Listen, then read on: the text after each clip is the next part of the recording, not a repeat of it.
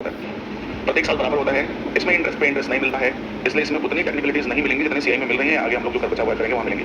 तो compound interest में थोड़ी सी टेक्निकलिटीज होती है। आप वहाँ देख रहे थे कि सीआई निकालने के हम लोग कम से कम 4 से 5 अप्रोच 6 अप्रोच सीखे थे, और वहाँ देख रहे थे आपके 3 से 4 साल के लिए 4 से 5 साल के लिए फ्रैक्शन ईयर के लिए each and every rate of interest different तमाम प्रकार के अप्रोच चल रहे थे। लेकिन सिंपल इंटरेस्ट के केस में क्या है कि सिंपल इंटरेस्ट में नाम भी सिंपल है और सवाल भी बहुत ही ज़्यादा सिंपल और मॉडरेट होंगे। डिफिकल्टी नाम की चीज़ नहीं मिलेगी आपको, क्योंकि इंटरेस्ट पे इंटरेस्ट नहीं मिलता है, सिर्फ धन पे इंटरेस्ट मिलता है। कंपाउंड इंटरेस्ट आप में भी 80% पढ़ चुके हैं, तो आपको ये और भी सिंपल है, खुद भी सिंपल है, बट और भी थोड़ा इजी लगेगा आपको। तो ये कंपाउंड में सिंपल नहीं होता है, बट फिर भी आइए हम लोग पहले इसका कंसेप्ट सीखते हैं, फिर आगे चलते। देखो, सिंपल इंटरेस्ट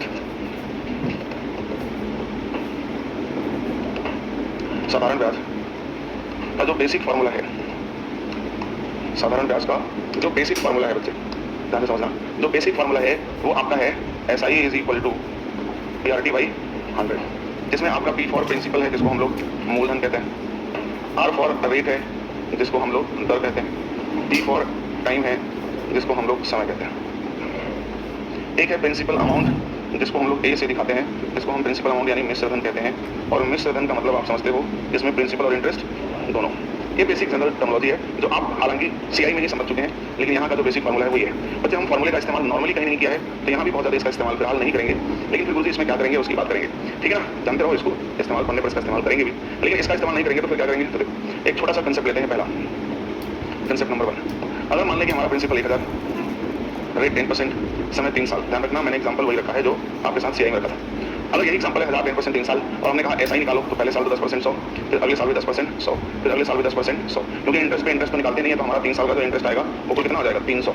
यहाँ पे तुमने क्या देखा, यहाँ पे तुमने पाया कि भाई प्रत्येक साल ब्याज क्या है, एक समान है। प्रत्येक वर्ष ब्याज एक समान है, प्रत्येक वर्ष ब्याज एक समान है। दूसरी बात आपने पाई होगी कि यहाँ प्रत्येक साल मूलधन भी एक समान है, क्योंकि बच्चे हर साल तुम्हें ब्याज किस पर मिल रहा है, सिंपल इंटरेस्ट पे ही तो मिल रहा है। पहले साल भी ब्याज 1000 पे ही था, दूसरे साल भी 1000 पे ही था, तीसरे साल भी 1000 पे ही था, ठीक है ना। तीसरे साल भी 1000 पे ही था, तो हर साल अगर 1000 पे ही है तो हमारा मूलधन कितना है, मूलधन क्या है, एक समान है, बराबर है, हर साल तो 1000 ही है ना। तो यहाँ पे ध्यान रखना बच्चे, यहाँ पे मूलधन भी प्रत्येक वर्ष each and every year are equal, प्रत्येक वर्ष बराबर होता है, हर साल बराबर होता है। क्यों होता है आप देख रहे हो, सिंपल है एकदम। अब इसमें और कोई टेक्निकलिटी तो है नहीं, अगर यही कंपाउंड होता तो इंटरेस्ट पे इंटरेस्ट लगाना शुरू कर देता, ठीक है ना। कंसेप्ट नंबर सेकंड क्या है, कंसेप्ट नंबर सेकंड ये है कि कोई भी एसआई का सवाल हो उसमें रेट और टाइम ढूंढना है। क्या ढूंढना है, रेट और टाइम। सिर्फ आप रेट ऑफ इंटरेस्ट ढूंढिए और उसमें टाइम ढूंढिए और मल्टीप्लाई कर दीजिए, आपको RT% मिल जाएगा। ये RT% क्या है, ये RT% है आपके कुल ब्याज की दर, मतलब दिए गए समय में दिए गए रेट से दिए गए धन पर कुल ब्याज की दर। जैसे सीआई में आप पढ़ रहे थे एक तरीका एक्स्ट्रा एडवांस मेथड, याद आ रहा है ना। एक्स्ट्रा एडवांस मेथड में आपने पढ़ा बच्चे की पूरा कैलकुलेट करो तो कंप्लीट सीआई रेट बताता है, लेकिन इधर वाला कंप्लीट सीआई के अंदर का रेट ऑफ इंटरेस्ट। लेकिन स्टार्टिंग में आप करो 2R 3R 4R, ये ऐसा ही रेट बताता है, क्या है। तो 2R 2 मतलब 2 ईयर जो टाइम था, R मतलब रेट, RT हो गया। 3R में 3 ईयर था टाइम, R रेट था, तो फिर RT हो गया। 4R में 4 टाइम था और R रेट था, फिर RT हो गया। तो वो भी RT% था जो आपको उस टाइम बताया था। तो अगर R और T का मल्टीप्लाई कर दो तो RT% मिलेगा, और RT% this is the complete aggregate rate of SI% for given amount, given rate and given time. दिए गए धन पर दिए गए समय में दिए गए टाइम से मिलने वाला कुल चक्रवृद्धि ब्याज की दर बता देगा। मतलब सीधे धन पे लगा दो, कुल साधारण ब्याज ही देगा। जैसे यहाँ देख लो, रेट 10 है, टाइम 3 है, मल्टीप्लाई करो 30%, ये 30% RT% है, 1000 पे लगाओ 30%, सीधा 300, सीधा ब्याज देगा। तो ध्यान रखना। कंसेप्ट नंबर 3, अगर आपका RT% से काम नहीं बने तो सिर्फ और सिर्फ एनुअल रेट ऑफ इंटरेस्ट, मतलब वार्षिक ब्याज की दर इस्तेमाल करेंगे। वार्षिक ब्याज की दर का इस्तेमाल करेंगे। ध्यान रखना, एनुअल रेट ऑफ इंटरेस्ट। अब ध्यान से मेरी बात सुनो, ये तो मैंने बहुत बेसिक बात बताई, जो आप ऑलरेडी जानते हैं कि धन क्या है, रेट क्या है, टाइम क्या है, प्रिंसिपल अमाउंट किसे कहते हैं। ये हमने ये भी बेसिक बताई, आप जानते हैं कि एसआई में सिंपल इंटरेस्ट भी प्रत्येक साल बराबर होता है, और ये सिंपल इंटरेस्ट जिस मूलधन में मिलता है वो मूलधन प्रत्येक साल बराबर होता है। लेकिन सबसे अहम और मेन, मतलब 90 to 95% जो अहम कंसेप्ट है आपका, वो ये दोनों है। सारे सवाल का सोल्यूशन हम इसी पे करेंगे। ईच एंड एवरी क्वेश्चन का सोल्यूशन हम इन्हीं दोनों पर करेंगे, या तो RT% और RT% में दिक्कत हो जाए तो एनुअल रेट ऑफ इंटरेस्ट। बस ये दो ही करने वाले हैं। अब इसमें कोई कंसेप्ट भी नहीं पढ़ना है, क्योंकि यहाँ पे कोई टेक्निकल खास है नहीं, तो इसलिए तुम पहले इसको लिखो, फिर सवाल की प्रैक्टिस करें। कंसेप्ट लिखो अच्छे से, कंसेप्ट में कोई प्रॉब्लम नहीं भाई, कंसेप्ट और नोट्स अच्छे से बनाया करो, ये मैं आपको स्टार्टिंग से बता रहा हूँ।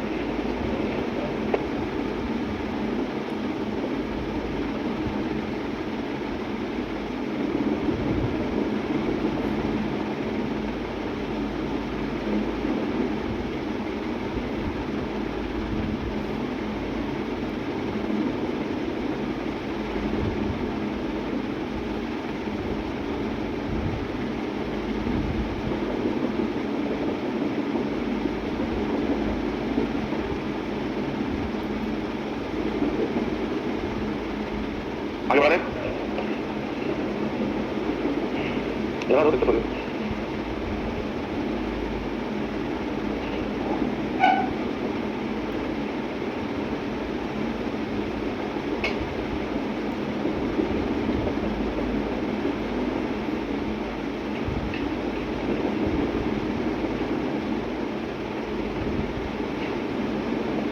थोड़ा लग के इन लोगों में से इंटरेस्ट अपलोड भी करवा दो, ठीक है ना, थोड़ा तुम पीछे लगते करा दो भी देना।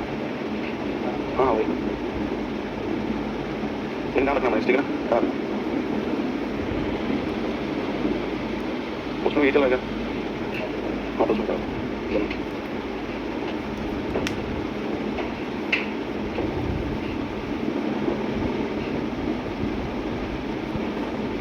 चले क्या आगे बढ़े बच्चे, नोट कर लिया, चलो कर लो भाई।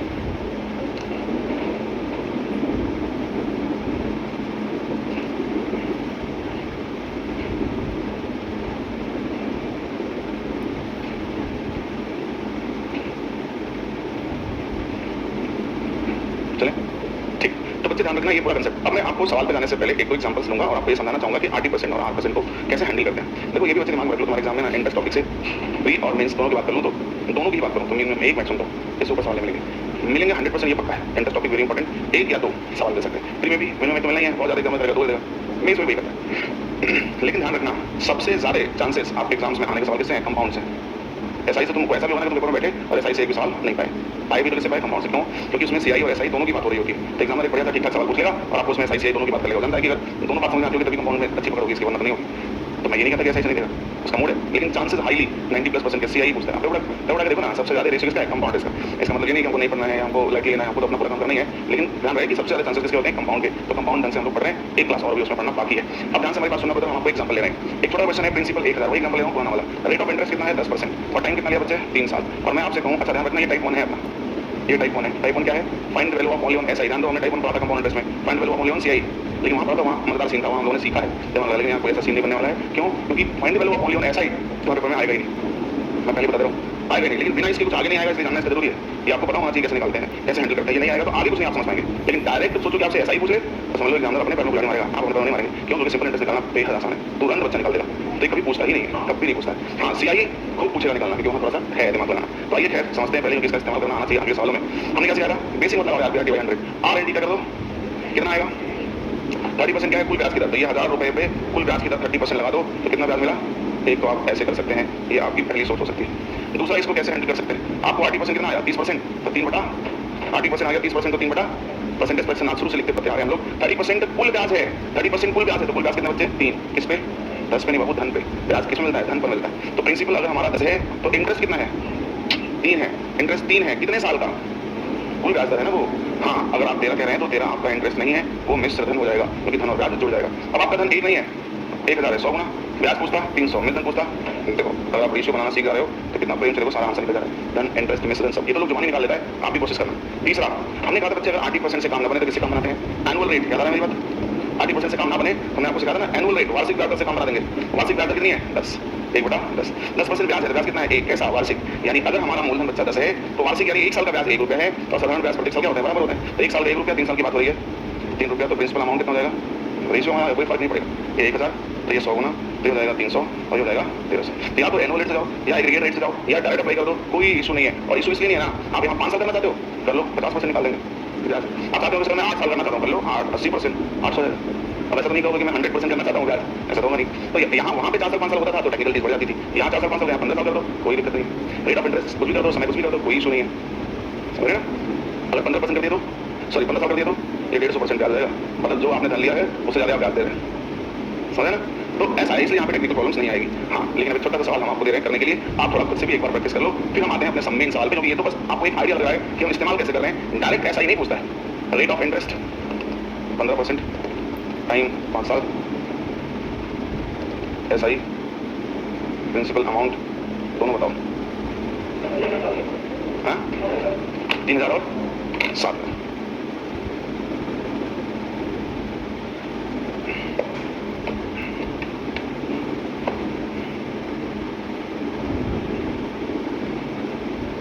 सब बोलो ना भाई।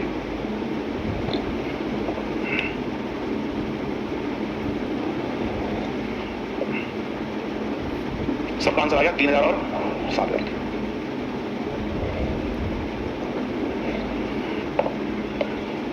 ठीक, देखो भाई बहुत सिंपल था ये भी। आप क्या करते, 15 बचे 75, आप 4000 पे डायरेक्ट 75% लगा देते, 3000 आता। ये क्या था, वे टू। आपको 75% पता था, 75% क्या होता, 3/75 यानी प्रिंसिपल अगर 4 है तो इंटरेस्ट 3, कितने साल का, कितने साल का, और प्रिंसिपल अमाउंट कितना है 7,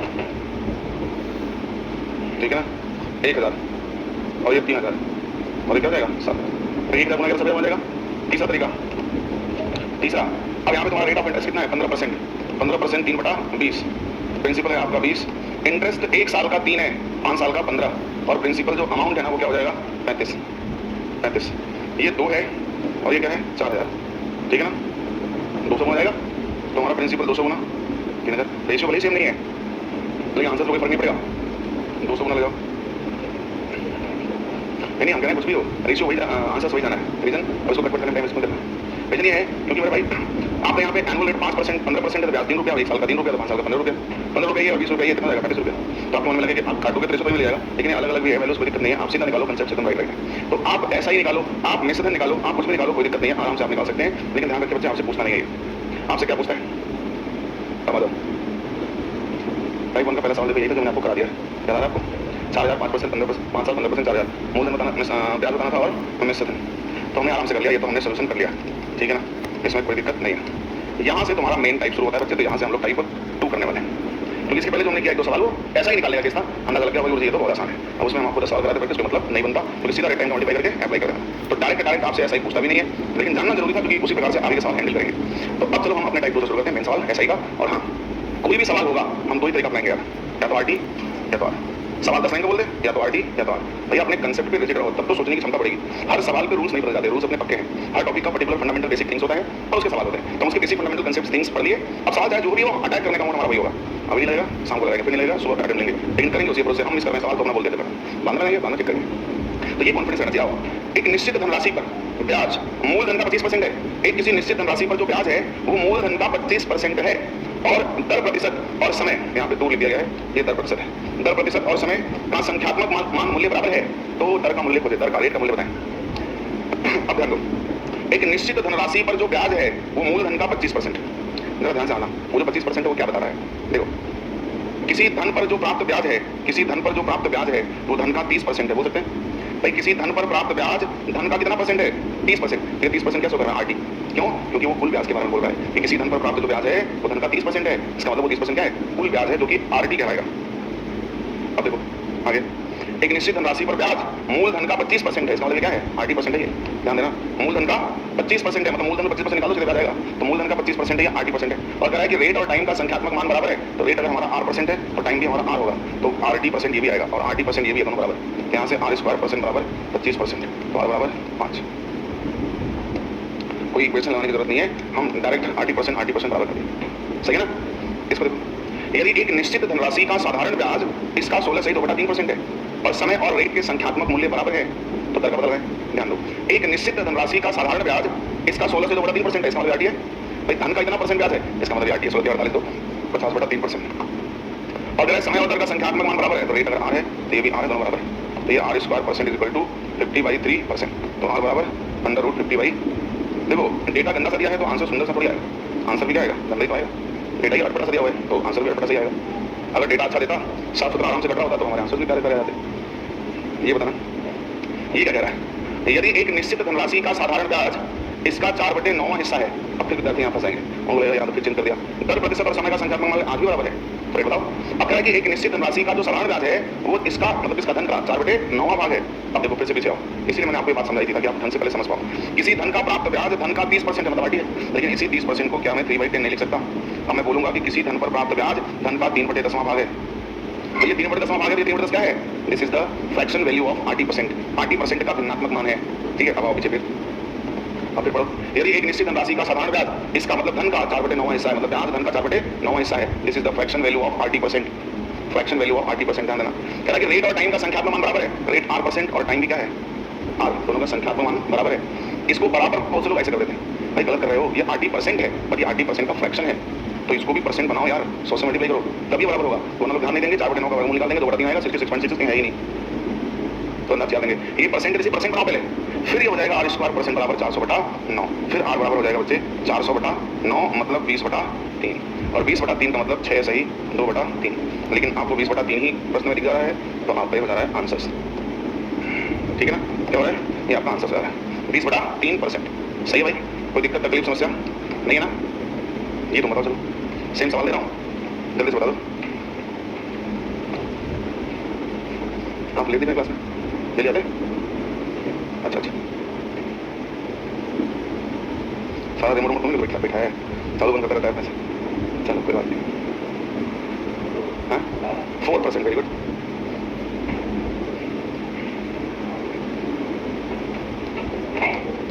कितना था बच्चा? 4%। अब ध्यान से समझना, किसी साधारण ब्याज पर एक निश्चित धनराशि का 7/25 हिस्सा, मतलब यदि साधारण ब्याज जो है वो एक निश्चित धनराशि का 7/25 हिस्सा, मतलब 80% का फ्रैक्शन माना गया। अब 80% का ये फ्रैक्शन माना गया। अब कह कि समय का संख्यात्मक मूल्य रेट से 3 अधिक है, समय का संख्यात्मक मूल्य रेट से, रेट 8% है, तो समय क्या है? 3 अधिक है, R प्लस, लेकिन बच्चे ये 80% है तो यहाँ 100 मल्टीप्लाई करके बराबर कर दो। अब ये हो जाएगा R प्लस 3 25 चौक का 100, 7 चौक। मेरे लाल यहीं आके रुक जाओ। अगर अब बच्चे ने ध्यान नहीं दिया और इस नंबर्स का अंदर मल्टीप्लाई किया तो मामला गड़बड़ जाएगा। अगर बच्चों ने ध्यान नहीं दिया, इस नंबर्स का मल्टीप्लाई मारा अंदर, तो द्विघात समीकरण बनाने लगेगा।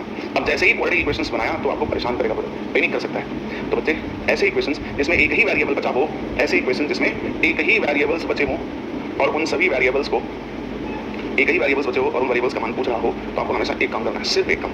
कौन सा काम? सिर्फ एक काम। क्या करना है? काम तमाम। कैसे? ऑप्शन है, बारी बारी से ऑप्शन रखो, किसी न किसी एक पर सिपाही कर देगा। 2% रखा है तो 2 + 3, 2 + 3, 5, 5, 5, 5, 5, 5 ना 28 है ना। 4 रखो नीचे, 4 3 7 चौक। चलो हमारा रेट ऑफ इंटरेस्ट क्या आ गया? 4% आ गया, वरना बेकार समय बना के आए बाएं कर रहे होते, 4-5 लाइन सवाल और लगाते। ऑप्शंस को हिट करना भी शुरू से सिखा रहा हूँ, थोड़ा ध्यान रखना, ठीक है ना। तो ये कैसा टाइप था भाई अपना दूसरा? समझ आया ना आपको कैसे घुमा रहा था? कई लैंग्वेजेस बोल रहा था, लेकिन उलझना नहीं है, अपने कंसेप्ट्स को बस यूज में रखना है बढ़िया से। चलो next, this is the type 3। अब हम थोड़ा सा चेंज वैराइटीज पे आ गए। एक निश्चित धनराशि पर पहले 3 वर्ष के लिए ब्याज 6% है।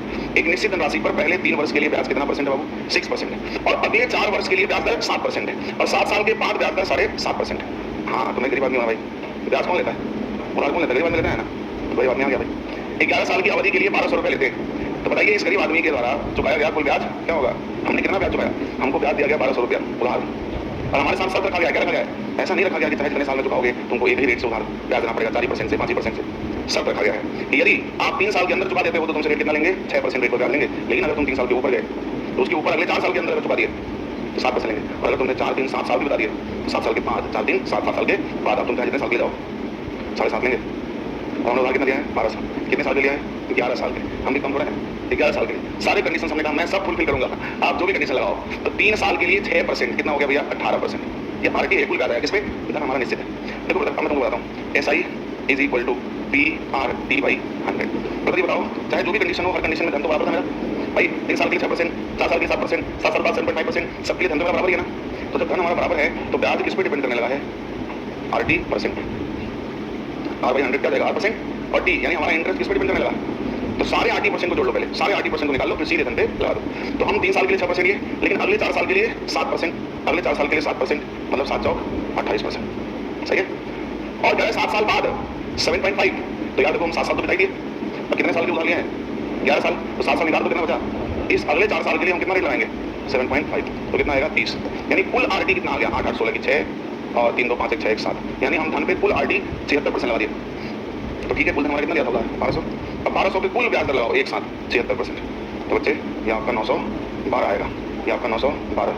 ऑप्शंस में एक नंबर खा लिया गया है, टेंशन मत लेना, 912। ठीक है। कैसे किया ब्रदर? क्या मेरी बात समझ पा रहे हैं? हमने कंसेप्ट भी आपको दिखा दिया कि इंटरेस्ट किस पे डायरेक्ट प्रोपोर्शनेट हो गया? 80% में। इसलिए करो सिर्फ R और 80%, R एंड 80%, दो ही बात तो करनी है, किसी कोई बात नहीं करनी है। समझ नहीं समझ? आगे चले। आइए ब्रदर, ये सवाल बताइए, देखते कौन बता पाता है। बताओ फटाफट और जल्दी से जमा बताओ। जल्दी से फटाफट लगाओ, इतनी मोटी बुक लेकर घूम रहा है। वेरी गुड, लगाओ।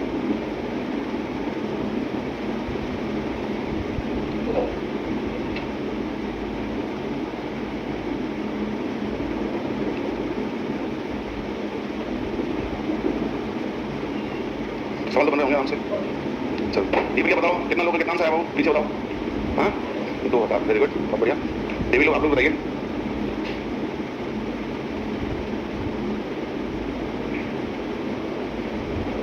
हाँ जी देखो, बहुत सिंपल बच्चे, तुम्हारे लिए तो तुम सिंपल रास्ता मैंने कर दिया, सिर्फ R और T का मल्टीप्लाई करना है। तो देखो सवाल का भाव पढ़ो। मूलधन के संबंध में साधारण ब्याज 1300 रुपए से कम होने पर, मूलधन के संबंध में साधारण ब्याज 1300 रुपया कम है। मूलधन के संबंध में जो साधारण ब्याज है वो कितना कम है? 1300। कम होने होने पर मूलधन बताएं। साधारण ब्याज की दर 7 वर्ष की अवधि के लिए 5% है। सीधा मल्टीप्लाई मारो, कितना आ जाएगा? आगे 35 ना 80%, 35% मतलब 7 बटा, यानी अगर आपका धन 20 है तो आपका इंटरेस्ट कितना है? 7 और मिश्र धन, सही है। लेकिन हमसे कहा है कि ब्याज धन से 1300 कम है और हमारे यहाँ तो 13 कम है। ब्याज धन से 13, ये बोला 1300 कितना गुना? मूलधन पूछा है।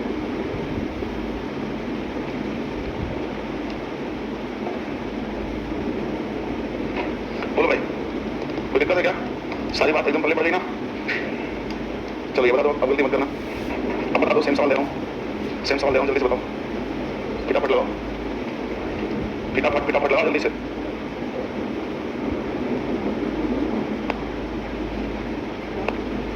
क्या हो? 900।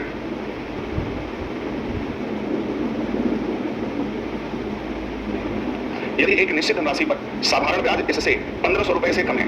देखो बच्चे, निश्चित धनराशि पर साधारण ब्याज इससे 1500 कम है। किससे? धन से। यदि समय 3 साल की अवधि के लिए 12.5% है ना, तो मैं चाहूँ तो 12.5 में 3 का मल्टीप्लाई कर सकता हूँ, लेकिन मैं नहीं करना चाहता क्योंकि हमारा परसेंट है ना फ्रैक्शंस में है, तो फालतू का कैलकुलेशन मल्टीप्लाई मैं एनुअल रेट से चाहता हूँ। मैं चाहता हूँ कि एनुअल रेट से लगा लूँ। कोई बुराई है भाई? आराम से लगा सकते हैं। इतना परसेंट ब्याज तो कितना ब्याज? एक किस पे? धन पे। अगर धन हमारा 8 है तो 1 साल का ब्याज 1 रुपया है, 3 साल का ब्याज 3 रुपया है और हमारा प्रिंसिपल अमाउंट 8 3 11 है। अब ध्यान रखना 8 3 11। अब गौर से समझना मेरी बात। 12.5% है तो सरल ब्याज का मूल्य आपको बताना है। अब देखो, आपको ब्याज जो है धन से कितना कम है? 5, और 5 की वैल्यू 1500, 5 गई 300। धन पूछा है आपसे, धन पूछता तो आ जाता कितना? 2400। ब्याज पूछा है 900। अगर प्रिंसिपल अमाउंट पूछता 3300। हमसे क्या पूछा है? ब्याज पूछा है आपकी बार को, सुना है ना? ब्याज पूछा है तो हमने आराम से निकाल लिया। बाकी वो आपसे कुछ भी पूछ सकता है, ध्यान रखना। बाकी वो आपसे कुछ भी मतलब कुछ भी पूछ सकता है। हाँ जी, अब थोड़ा ध्यान देना। अब हम चलेंगे अपने नेक्स्ट टाइप ऑफ वैराइटीज की तरफ। ये इस तरह के सवाल आप कर लेंगे। अब मैं देखो यहाँ पे ना कुछ जगहों पे क्वेश्चन थोड़ा सा आगे पीछे आ, क्योंकि हमने मिक्स क्वेश्चन दिया था, सारा मिक्स, क्योंकि सिंपल इंटरेस्ट में नॉर्मली बहुत जस्टिफिकेशन टाइप करने की जरूरत नहीं होती है, लेकिन हमने मिक्स दिया था। लेकिन फिर भी हम टाइप वाइज सेक्शन वाइज से बांट रहे हैं ताकि आपको स्टडी में थोड़ा आसानी हो जाए। तो कुछ क्वेश्चन जैसे मान लो कि मैं अगर ये क्वेश्चन लिखूँ, 9वां क्वेश्चन कराऊँ टाइप 4 में, फिर मैं क्वेश्चन आपको 10वां दिन दे करके 15वां दे दूँ, तो परेशान मत होना, ठीक है ना? जो टाइप का एक दायरा है कि ये सीक्वेंस में सवाल होने चाहिए, उसलिए मैं दूंगा, तो आप नंबर नहीं लिखना, परेशान नहीं होना, ठीक है? क्योंकि हमने इसमें सवाल मिक्स रखा है। खैर, जो अगला टाइप है ना, ये भी एक नया टाइप शुरू होता है। इसमें भी 3 प्रकार के सवाल आते हैं, ठीक है ना? लेकिन मैं पहले उससे पहले मैं आपको ये टाइप कराता हूँ, फिर आऊँगा लौट के वापस। तो ये टाइप में हम रखेंगे टाइप 4। ये एक बेहतर टाइप है, ये भी बहुत महत्वपूर्ण है क्वेश्चन। इस क्वेश्चन को आप लोग थोड़ा सा ना लिख लो। इसको मैं बोल रहा हूँ लिख लो। लिखने के इसलिए बोल रहा हूँ क्योंकि ऊपर की लाइन नीचे लगा दिया है, नीचे की लाइन ऊपर लगा दिया है, सारा सेम, इसलिए मैं बोल रहा हूँ आप स्टेटमेंट लिख लो इसका। एक निश्चित धनराशि पर टाइप डाल देना बाबू और क्वेश्चन नंबर लिखना। क्वेश्चन नंबरिंग तुम्हारे लिए हेल्प करेगा, ठीक है ना? टाइप एंड क्वेश्चन नंबरिंग जरूर लिखना। देखो, एक निश्चित धनराशि निश्चित रेट से निश्चित समय में, मैं बोल रहा हूँ हमारी बात सुनो, मत देखो, देखिएगा तो फिर पता चलेगा। एक निश्चित धनराशि निश्चित रेट से निश्चित समय में, एक निश्चित धनराशि निश्चित रेट से निश्चित समय में प्राप्त मूलधन और मिश्र धन, प्राप्त मूलधन और मिश्र धन का अनुपात, प्राप्त मूलधन और मिश्र धन का अनुपात 4:5 है। 4:5 है। 4:5 है। उसी धनराशि पर सेम ब्याज दर से, उसी धनराशि पर या सेम या उसी ब्याज दर से 3 साल बाद, ठीक है ना? मूलधन मिश्र धन का अनुपात 5:7 है। मूलधन और मिश्र धन का अनुपात 5:7 है। मूलधन और मिश्र धन का अनुपात 5:7 है। साधारण ब्याज की प्रतिशत दर का पता लगाएं। साधारण ब्याज की प्रतिशत दर का पता लगाएं। अरे वो सवाल बहुत मजेदार है और सोल्यूशन भी बहुत मजेदार है। शुरू करें, कैसे लगाना है? शुरू है, आइए अब ध्यान दें। क्या है? किसी निश्चित धन पर निश्चित रेट से निश्चित समय में मूलधन और मिश्र धन का अनुपात 4:5 है। इसी धन पर इसी रेट से इससे 3 साल और अधिक के लिए मूलधन और मिश्र धन का अनुपात 5:7 है। अच्छा, आप बताओ बच्चे, न धन पता था शुरू में, न रेट पता था, ना ही समय। क्या बोला? निश्चित धन पर निश्चित रेट से निश्चित समय में, न धन न रेट नहीं। हाँ, लेकिन उन सभी का मूलधन मिश्र धन का अनुपात 4:5 दिया। बोला इसी धन पर इसी रेट से इससे अगले 3 साल बाद अगर देखें तो मूलधन और मिश्र धन का अनुपात ये हो जाएगा। अच्छा बताओ, इसमें क्या नियत है? इसमें धन नियत है ना? धन तो वही है भाई, जितने साल के लिए इस धन पे निकला, इसी धन पर 3 साल अधिक के लिए है ये, तो दोनों स्थिति में धन क्या होना चाहिए? बराबर होना चाहिए ना? दोनों स्थिति में बराबर। इसका मतलब ऊपर का मल्टीप्लाई कर दो 5 और नीचे कर दो 4। यहाँ 5 तो यहाँ भी 5 कर दो, यहाँ 4 तो यहाँ भी 4। अब देखो, यहाँ मिश्र धन तुम्हारा कितना आ गया? 25, और यहाँ मिश्र धन कितना आया? 28। अब एक जगह मिश्र धन 25 है और एक जगह मिश्र धन 28 है, तो इनके बीच का अंतर कितना आया? 3। अच्छा, 3 रुपये अंतर जो आया है गारंटी है, तो ब्याज ही मिला होगा, ब्याज मिला होगा। और इनके बीच का अंतर कितना साल है? 3 साल का। उस 3 साल के अंतर में ये 3 रुपया बढ़ गए, इसका मतलब 3 रुपया धन थोड़ी बढ़े, धन तो बराबर है, ब्याज ही बढ़े। इसका मतलब कि 3 साल में ये कितना ब्याज पा रहे हैं? 3 रुपया। तो एक साल में ये कितना ब्याज पाएंगे? 1 रुपया। ये एक साल में 1 रुपया ब्याज पाएंगे। हमको बताना है मेरे लाल रेट परसेंट, हमको बताना है रेट परसेंट। ध्यान से सुनना, हमको समझाना है रेट परसेंट। तो रेट परसेंट क्या होता है गौर से समझना। ब्याज दर हमारा क्या होगा गौर से समझना। हमारा रेट ऑफ इंटरेस्ट क्या होता है? इंटरेस्ट अपॉन प्रिंसिपल इनटू 100 याद रखना। ब्याज दर परसेंट इक्वल टू ब्याज अपॉन धन इनटू 100। तो ब्याज एक साल का एनुअल रेट है तो एक साल का 1 है। धन कितना है? 20 है इनटू 100। 20 पंजे देखो आपका ब्याज दर आता है। बहुत सिंपल होता है चीजें, बट बात समझ में आ जानी चाहिए। अगर बात समझ में आएंगे तभी बेहतर है, नहीं तो फिर आप भूल जाएंगे। अच्छा मैं इसको एक तरीके से बता दूं, आप समझेंगे। हमने यहाँ ब्याज निकाल लिया, लेकिन हम ऐसे भी कर सकते थे। प्रिंसिपल अमाउंट क्या था? 4 और 5, और यहाँ क्या था? 5 और। अच्छा बताओ, मूलधन मिश्रण का अनुपात है, तो ये मूलधन ये मिश्रण हो गया कितने साल में हुआ पता है? अरे वो जो हम 1 तो 3 पकड़ लिया, 3 बोलो। 3 साल यहाँ से यहाँ जाने में हुआ है। और हम यही पूछ रहे हैं कि पहले वाले में ही कितना अंतर है? 1 साल। कितने मासूम आदमी हो यार। एक निश्चित दर पर निश्चित दर और समय के लिए मूलधन मिश्रण का अनुपात है। न दर पता न समय पता, समय ही नहीं पता है। निश्चित धन पर निश्चित रेट से निश्चित समय के बाद मूलधन मिश्रण का अनुपात है। समय कहाँ पता है? इतना ही समय पता होता तो हम ये पंचायत करते, तो हम यहीं से रेट निकाल देते तुरंत। अगर आदमी कम से कम सवाल करता हूँ, समझा करो। निश्चित धन पर निश्चित समय में निश्चित रेट से, मतलब बच्चे इसके बीच का समय क्या है मेरे को नहीं पता, ठीक है ना। हाँ अब देखो 4 से 5 तो अंतर क्या आएगा? ब्याज तो आएगा, ब्याज आएगा ना। इसके बीच का अंतर क्या आएगा? ब्याज आएगा। कितने साल का ब्याज है ये तो नहीं पता, लेकिन जो भी ब्याज है ये पता है कि कुल ब्याज है वो। अगर 2 साल का होता तो 2 साल का 1 साल का 1 कर देते, ठीक है ना। लेकिन कुल ब्याज है। अब ये कुल ब्याज किस पर मिलता है? धन पर। 4 लगा दिया तो ये 25% आया। ये 25% क्या आया? RT% आया, क्योंकि ऊपर कुल ब्याज और नीचे धन, दिस इज RT। ऊपर 1 साल का ब्याज और धन, दिस इज एनुअल। समझा है आपने? अब देखो यहाँ, अब देखो 3 साल बाद यहाँ से यहाँ ब्याज कितना आया? कितने साल के लिए नहीं पता। 3 साल गोचू आदमी, इनके बीच अंतर है। मतलब अगर ये देखो ये 4 से 5 अगर 3 साल में हुए हैं ना, तो इससे भी 3 साल अधिक के लिए, मतलब ये 5 साल में, ये 5 साल ये जो है 3 और 3 साल हो गए, 6 साल हो गए। लेकिन जब हमें यही एक्स नहीं पता तो ये एक्स प्लस क्या हो जाएगा? 3। ये जरूर है कि इससे 3 साल अधिक के लिए है, तो बट पहले ये तो पता चले कि ये कितने साल के लिए है, तब ना 3 अधिक करके पूरा करोगे। हमें बस पता है कि ये वाला में अंतर 3 साल का है, लेकिन ई वाला नहीं पता है, तो 3 साल बढ़ाओगे कैसे?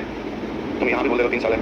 अरे वो जो आदमी 3 साल तो गैप है, लेकिन ओरिजिनल पता चले तब ना 3 साल बढ़ा के बताएंगे कितने साल है। तो यहाँ ब्याज कितना है? 2 रुपया। इस पे धन पे मतलब 5, मतलब कितना? तो ये हमारा एग्रीगेट 80% यहाँ है, एग्रीगेट 80% यहाँ है, ठीक है ना। लेकिन ध्यान दो, इन दोनों का जो अंतर आएगा, ये जो 15% RT आया वो कितने साल का है? ये 3 साल का है, क्योंकि जितने साल के लिए था उससे भी 3 साल अधिक के लिए है। इसका मतलब ये वाला इसमें होगा, और ये 3 साल अधिक है इसमें, घटा दो तो जो 15 साल आया वो 3 साल के लिए आया। यानी ये RT% है, मतलब इसमें R भी है T भी है, लेकिन कितने साल के लिए है? तो 3 साल से भाग दोगे, इसमें R भी है T भी है, और T से भाग दोगे बचेगा सिर्फ R ही तो बचेगा। आ गया ना 5%, ठीक है ना। बात समझ में अच्छी बात है, अपना करके फिर से रिवाइज कर लेना एक बार। अगली क्लास में फिर मिलेंगे, जैसे इसके आगे बच्चे आज के लिए सिर्फ इतना ही करेंगे, ठीक है। हाँ बोल तो दिया, हो जाएगा, हो गया अभी।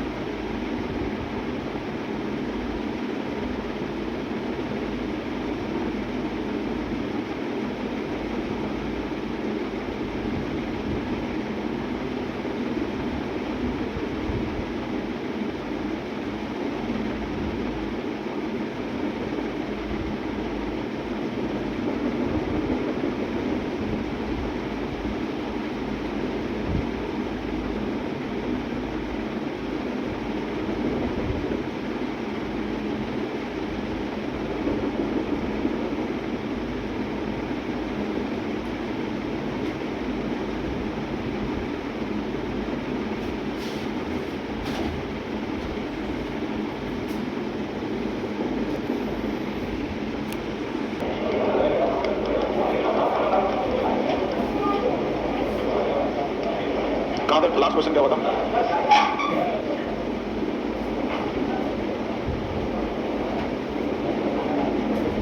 ये क्वेश्चन हो गया था, इस पर हमने एक और क्वेश्चन बोला होगा, ये क्वेश्चन हुआ था, इस पर एक आध क्वेश्चन और बोला था क्या मैंने? अच्छा, टाइप कौन सा था ये? चौथा टाइप था। देखो एक क्वेश्चन का सोल्यूशन करा दिया था।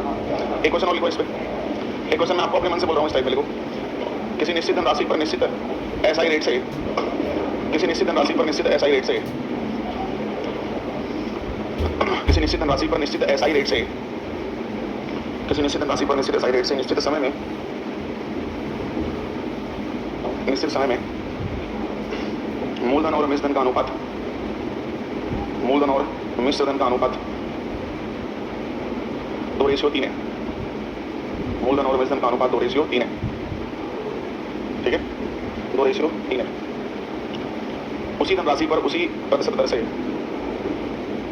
उसी धनराशि पर उसी प्रतिशत दर से 2 साल और अधिक के लिए, 2 साल और अधिक के लिए मूलधन और मिश्र धन का अनुपात, मूलधन और मिश्र धन का अनुपात, मूलधन और मिश्र धन का अनुपात, मूलधन और मिश्र धन का अनुपात 1:1.7 है, 1:1.7 है, 1:1.7 है। तो चक्रवृद्धि ब्याज की वार्षिक दर, साधारण ब्याज की वार्षिक दर बताएं, तो साधारण ब्याज की वार्षिक दर बताएं, तो साधारण ब्याज की वार्षिक दर बताएं। देखो एक निश्चित पैटर्न का सवाल है, एक कराया था मैंने, एक बोला है, ठीक है नहीं, ठीक है ना। तो ब्याज दर क्या सेम टू सेम पैटर्न है, एक मैंने कराया था, एक मैं आपको बोला, क्या बच्चे 10%। चलो कह रहा है कि किसी निश्चित धनराशि पर मूलधन मिश्र धन का अनुपात 2:3 है, उसी धनराशि पर उसी रेट से उससे 2 साल अधिक के लिए रेशियो 1:1.7 है। आपको अच्छी तरह पता है बच्चे कि क्या बराबर है। देखो इसको मैं लिख सकता हूँ ना, ऐसे लिख सकता हूँ, धन बराबर है तो यहाँ 5 तो यहाँ 5, अब यहाँ 15 रुपया प्रिंसिपल अमाउंट और यहाँ पे 17, तो कितना ब्याज मिला? 2 रुपया। और ये 2 रुपया ब्याज कितने साल में है? 2 साल में, क्योंकि इसके और इसके में अंतर 2 ही साल का था, तो 2 साल में 2 रुपया ब्याज, तो 1 साल में 1 साल में 1 रुपया ब्याज, 2 साल में 2 रुपया, 1 साल में 1 रुपया। आपसे रेट परसेंट पूछा है, तो रेट परसेंट बराबर एनुअल इंटरेस्ट 1 और धन कितना है 10, तो आपका आंसर आ गया 10%। क्लियर है कि नहीं? हमने कल सिखाया था ना आपको। अच्छा इसको और कैसे कर सकते हैं? 80% से, और इसको कैसे कर सकते हैं? 80% से, बताया कि नहीं? बोलो 80% से भी कर सकते हैं, और प्रिंसिपल बराबर करके भी कर सकते हैं।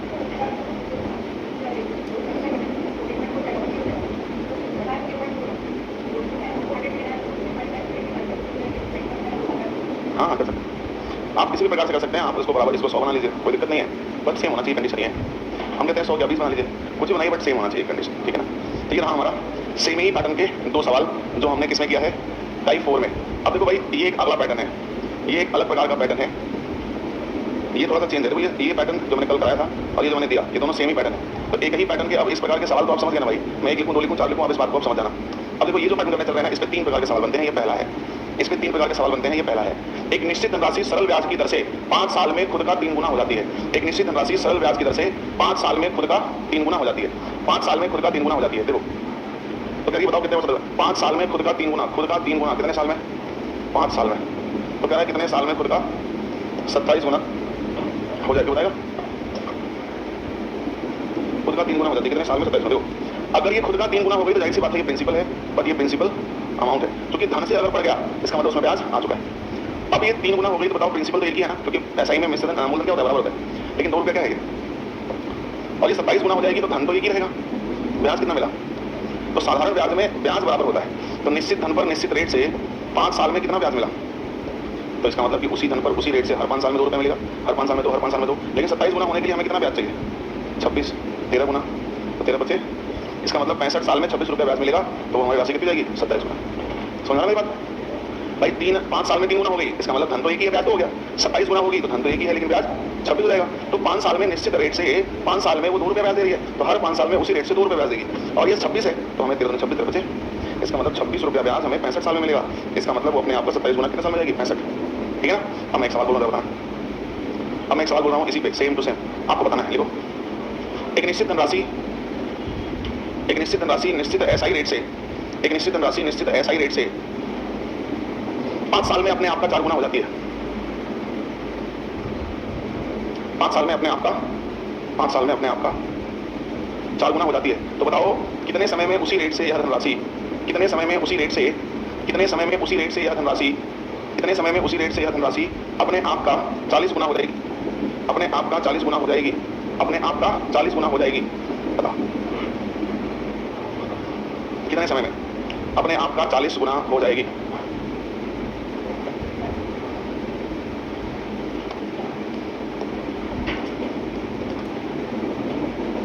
अपने आप का 4 गुना हो गई 5 साल में, तो इसका मतलब 1 से कितने साल में अपने आप का 40 गुना होगी, तो एक तो धन होगा ब्याज, इसका मतलब 5 साल में वो कितना रुपया ब्याज पा रही है, तो हर 5 साल में 3, हर 5 साल में 3, चूंकि धन भी सेम है, रेट भी सेम है, और हमें ब्याज क्या चाहिए।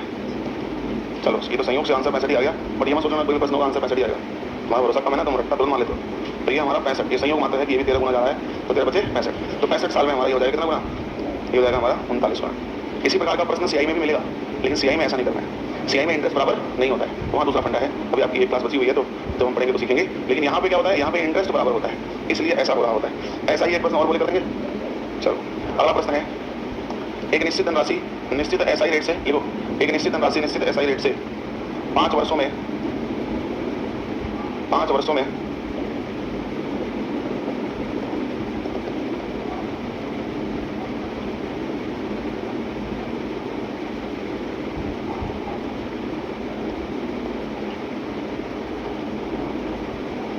5 वर्षों में अपने आप का 3/2 गुना होती है। तो बताओ उसी रेट से कितने वर्षों में अपने आप का 1.7/2 गुना हो जाएगी। एक निश्चित धनराशि 5 वर्षों में अपने आप का 3/2 गुना होती है, ठीक है, 5 वर्षों में 3/2 गुना होती है, तो कितने वर्षों में अपने आप का 1.7 लिखो। चलो अब बताओ 1.7 गुना हो जाएगी, 1.7 लिखो, कितने वर्षों में हो जाएगी।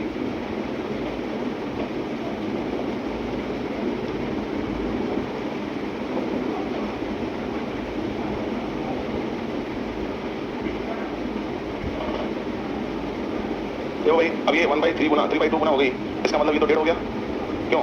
इस 1.5 में एक तो धन है 0.5 ब्याज, 1.7 में एक तो धन है 0.7 ब्याज, तो 5 साल में 0.5 रुपया ब्याज पा रही है, ठीक है ना। तो हर 5 साल में 0.5, हर 5 साल में 0.5, लेकिन उसको ब्याज चाहिए कितना, 0.7, तो कितना गुना जाएगा, 7/5 गुना, 5 से 5 कटेगा 0.7 मिल जाएगा, ठीक है ना।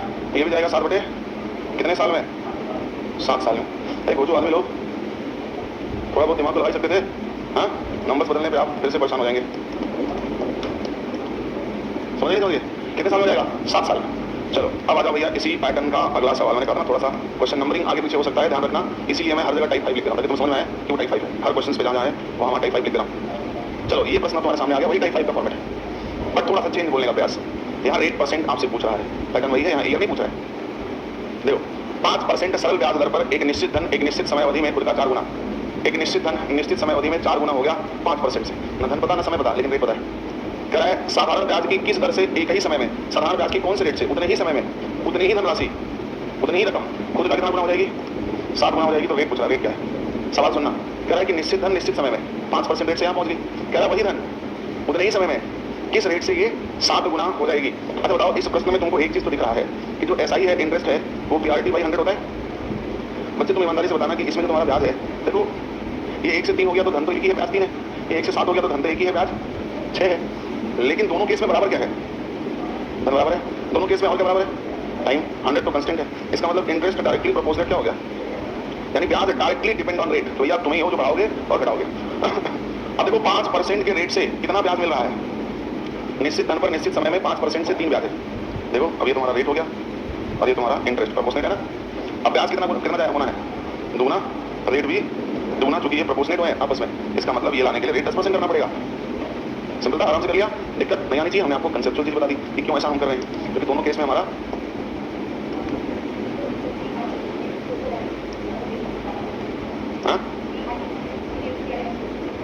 प्रोसेस तो सेम ही है, लेकिन हमको ये ध्यान देना ना क्या बराबर है क्या बराबर नहीं है। 2 कंस्टेंट है तो बची हुई चीज डायरेक्टली प्रोपोर्शनल हो जाएगी, ठीक ठीक है ना।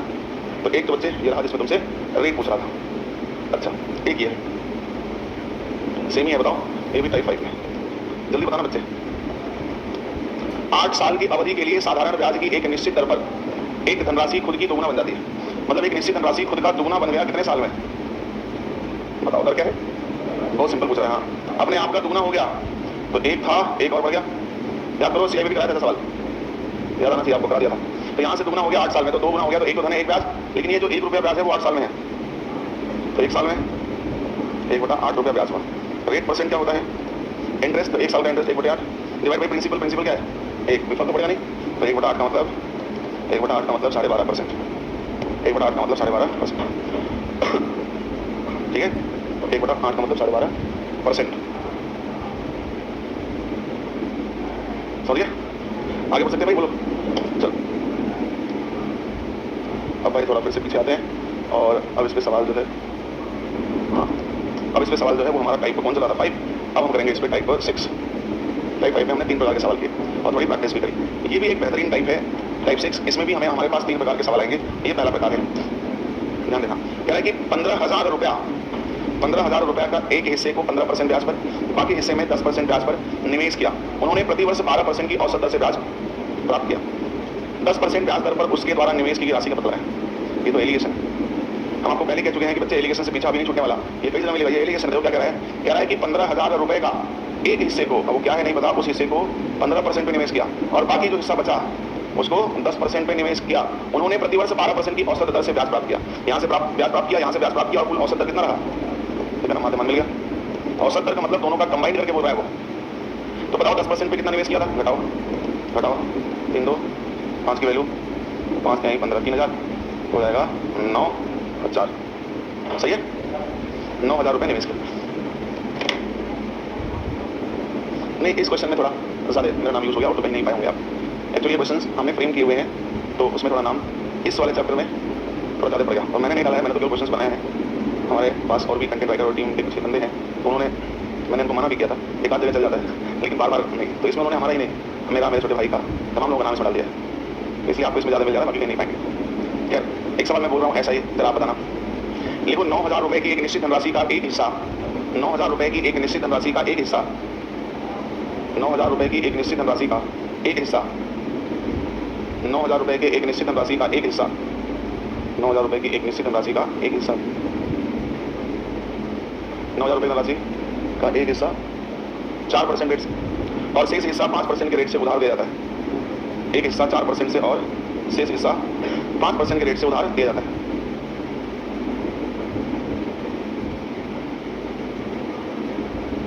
और शेष हिस्सा 5% के रेट से उधार दिया जाता है। यदि 1 वर्ष के बाद प्राप्त ब्याज की औसत दर, यदि 1 वर्ष के बाद प्राप्त ब्याज की औसत दर 4.5% है, 1 वर्ष के बाद प्राप्त ब्याज की औसत दर 1.5% है, तो बताओ 5% के रेट पे उधार दिया गया धन कितना था? हाँ 1.5 नहीं है, 4.5। 1 साल बाद प्राप्त ब्याज की औसत दर 4.5 है, तो बताओ 5% के रेट पे उधार दिया गया धन क्या था?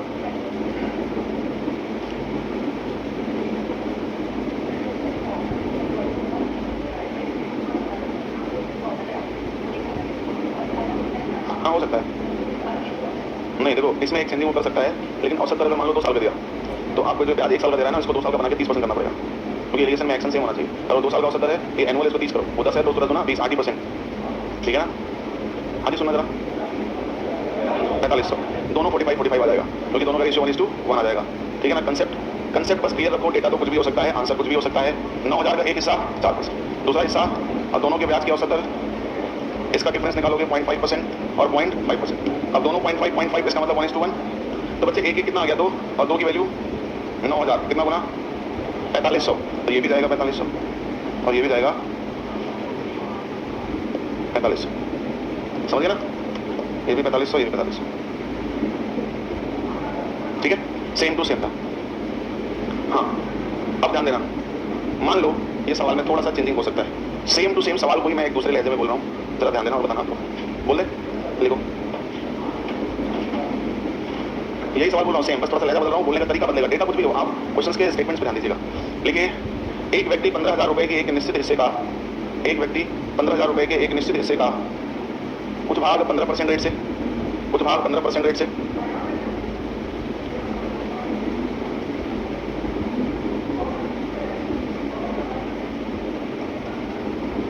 और शेष हिस्सा 10% रेट से उधार देता है, और शेष हिस्सा 10% रेट से उधार देता है। यदि 2 वर्ष बाद प्राप्त, यदि 2 वर्ष बाद प्राप्त कुल साधारण ब्याज 3600 रुपए है, यदि 2 वर्ष बाद प्राप्त कुल साधारण ब्याज 3600 रुपए है, यदि 2 साल बाद प्राप्त कुल साधारण ब्याज 3600 रुपए है, तो 15% के रेट से उधार लिया गया धन क्या था? 15% के रेट से उधार लिया गया धन क्या था?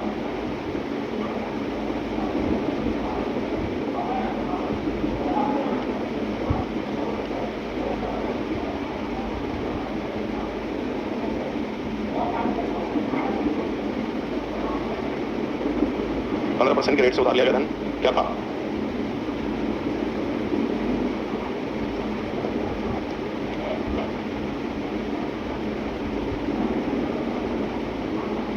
ठीक है बच्चे,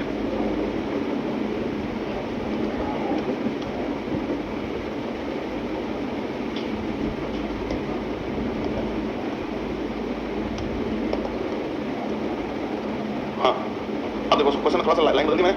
अब देखो क्या है कि कुल धन कितना था? 15,000 है, इसका कुछ भाग 15% से और शेष भाग, लेकिन 2 साल की बात कर रहा है बच्चे। 2 साल बाद हमारा कुल जो है ब्याज 3600 रुपया है। देखो यार एलिगेशन में आप सभी को पता है कि एक्शन सेम होता है। अगर 2 साल का ब्याज की बात करेंगे तो सब 2 साल का ब्याज चलेगा, 1 साल करेंगे तो सब 1 साल चलेगा। तो ये 2 साल है तो इसको यार 1 साल का निकाल लो ना, 1800। क्यों भाई? साधारण ब्याज है ना यार, प्रत्येक साल बराबर मिलेगा ना। 2 साल में 3600, 1 साल में 1800। अब इस धन का कुछ भाग दिया है मैंने 15 से, इस धन का कुछ भाग दिया है मैंने शेष भाग 10 से। अब धन तो पता ही नहीं है, एलिगेशन बनाया था ना। मान लो पूरा का पूरा धन, मुर्गी खरगोश बात करते याद आ रहा है आपको? मान लिया पूरा मुर्गी पूरा खरगोश, तो मान लो पूरा ही धन 15% के रेट से, तो 15 का 15 225 0। मानो पूरा का पूरा धन 10% से 1500, बताओ यहाँ से 5 सके 30, 15 दूना 30, 15 दिया 5 आएगा, कितना आएगा? 15,000, 5 नहीं 15 3,000। याद आ रहा है कुछ? आंसर देखो वही आ रहा है, 6,000 और 9,000। देख लो कहीं लगाया था मैंने,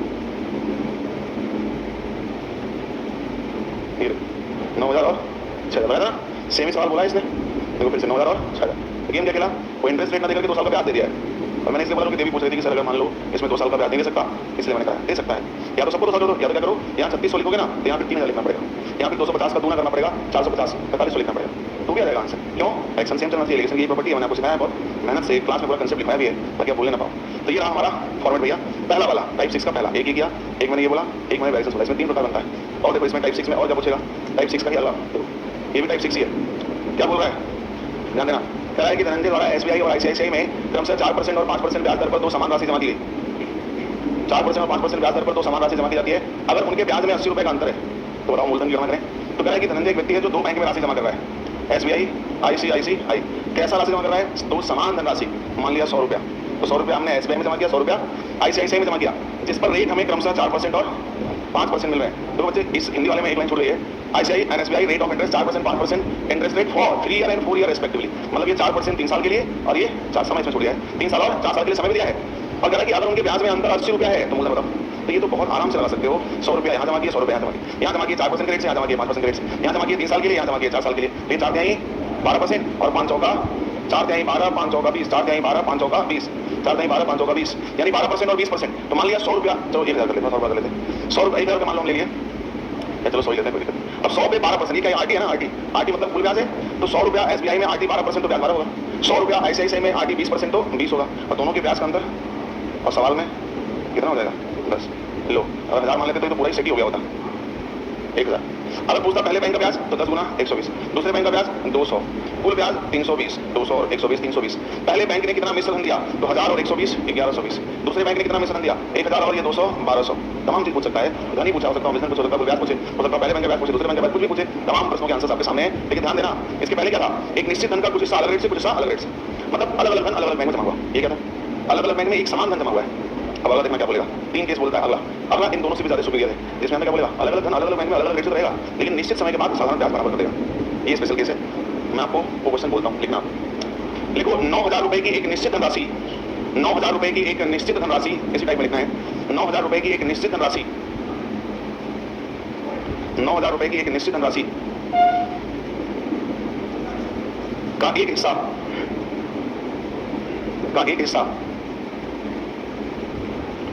हिस्सा 10% के रेट से और दूसरा हिस्सा 20% के रेट से अलग अलग बैंकों में जमा किया जाता है। हाँ, अलग अलग बैंकों में जमा किया जाता है। ठीक है, यदि 1 वर्ष बाद प्राप्त साधारण ब्याज एक समान हो, यदि 1 वर्ष बाद प्राप्त साधारण ब्याज एक समान हो, यदि 1 वर्ष बाद प्राप्त साधारण ब्याज एक समान हो, तो बताइए 10% के रेट पे जमा राशि क्या है?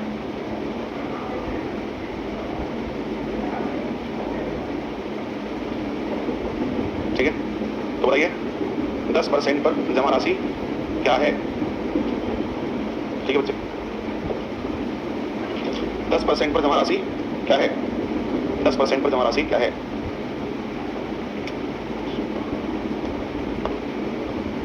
इस सवाल को करने से पहले हम आपको एक लॉजिक बताना चाहते हैं बच्चे। जहां पे आप सवाल लिखे हो उसमें जो लाइन लिखे हो ना, प्राप्त साधारण ब्याज एक समान है, उसको जरा सा अंडरलाइन कर लो ऐसे। तो लाइन लिखे हो ना, प्राप्त साधारण ब्याज एक समान है, ये सबसे महत्वपूर्ण लाइन है, इसको बराबर कर लो।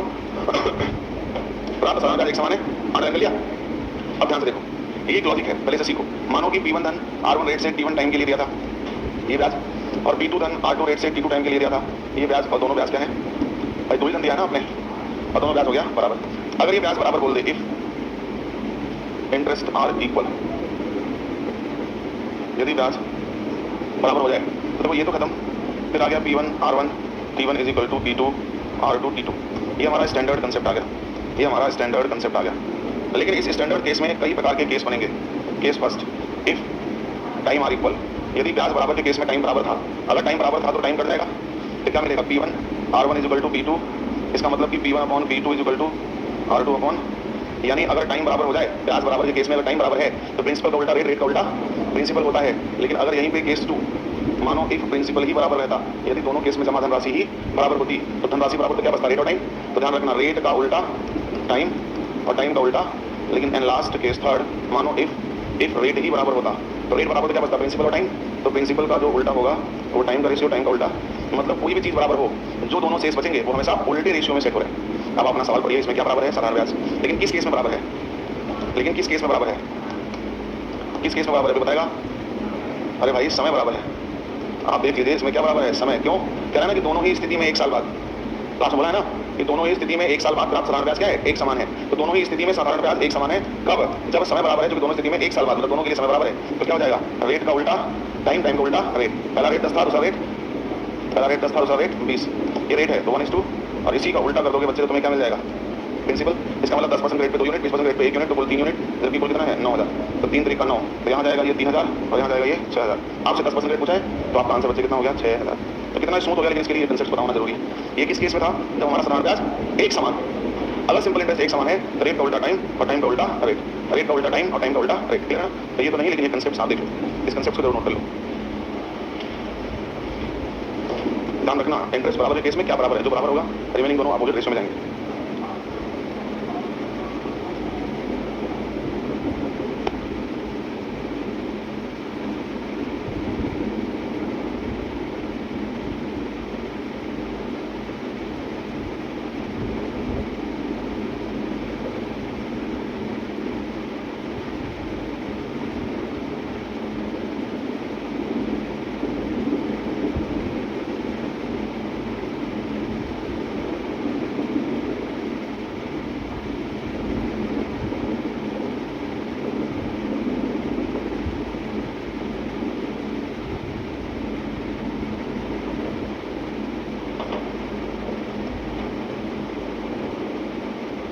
नोट लिया क्या? बोलो।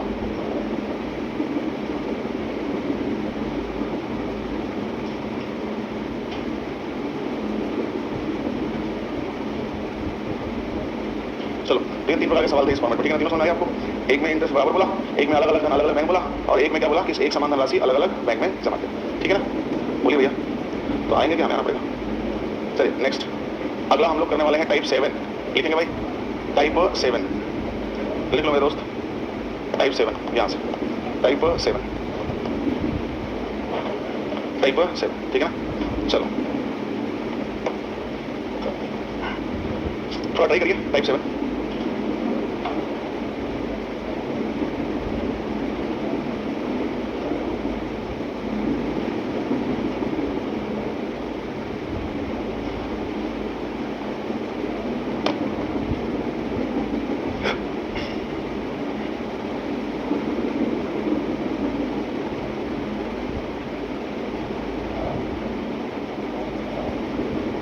बताओ भैया,